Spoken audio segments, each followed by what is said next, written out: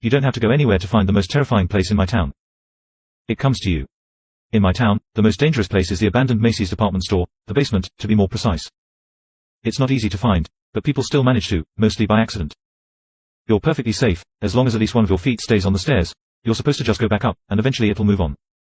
I'm not sure how many people have found it. Lots of people claim to, but it's hard to verify.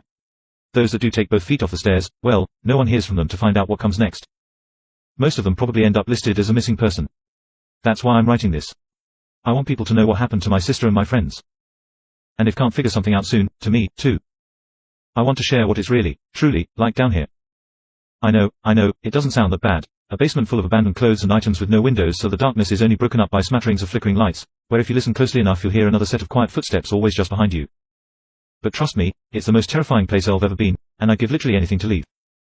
The store sprawls on for what must be miles. It's overwhelming in its vastness, yet not an inch of it is safe. Something pursues you down here, or maybe even multiple somethings, it's hard to tell. I can guess what you're thinking. A department store that people disappear into, that'd be shut down in an instant. Yes, you're right. And it was, back the early 2000s. It used to just be a normal store, people shopped there for years without incident, but then, something changed. No one is quite sure what caused it, but one day, no one that stepped into the basement ever came back out. Once it became apparent that there was no hope in saving those that were lost, the whole place was eventually torn down. As you can probably guess, that's not where the story ends. The basement still manages to claim people. The only difference now is that you don't go downtown to where the old Macy's used to be and take the escalator down, to get there. Now, at least in my town, any escalator, elevator, or set of stairs you take down could bring you down here instead of where you were intending to go. It doesn't matter where you are, or where they usually lead. One of my classmates once claimed that he was just going downstairs in his house, but upon reaching the last step before the bottom, instead of his living room, he was staring into the basement of the store. I believe him, too, because his story lacked the bravado of others I've heard. You could tell he was deeply afraid. He also mentioned things that I now know to be true from my own experience, like the smell of old and decaying things, the odd stale breeze that emerges like a sigh from deep within the windowless store. There are some steps you can take to increase your odds of finding this place, but I'm not going to share those here. I don't need that on my conscience. For my entire life, it's just been a given that you always have to be vigilant and pay close attention to where you are, because rumor has it that if you take both feet off the stairs, you're stuck here forever.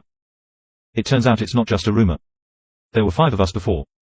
We had tried so many times to find this place. My sister and I were fascinated by the stories, as were a few of our friends, and wanted to see if it was real. Most of us were curious, but my sister Maddie, she was straight up obsessed. If we found it, we weren't going to actually go in, Maddie had promised me. We tried several times before, but we were successful a few days ago. We went to the top floor of Keystorm and went down so many flights, but eventually, somewhere around where the 4th floor should have been, we finally found it. Rows upon rows of decaying clothes, and random items greeted us, for as far as the eye could see. The weak overhead lighting only illuminated so far into the distance after that. It was just blackness, but you could feel the vastness of it. It was breathtaking, and not in a good way.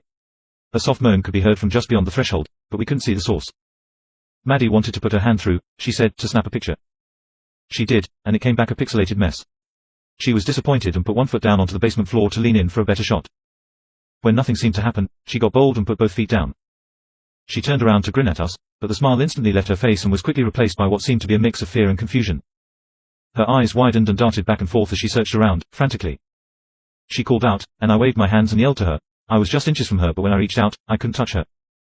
She didn't seem to hear or see us, but she seemed to catch a glimpse at the source of the moaning. I'm not sure what she saw, but whatever it was, the sight of it caused her to take off running with an expression of pure terror on her face. I could sometimes see her as she ran through the lit portions, but none of us could see what she was actually running from. Angie, Keith, Sky and I went in after her. Mary ran back up the stairs. That's good, it means Mary probably survived.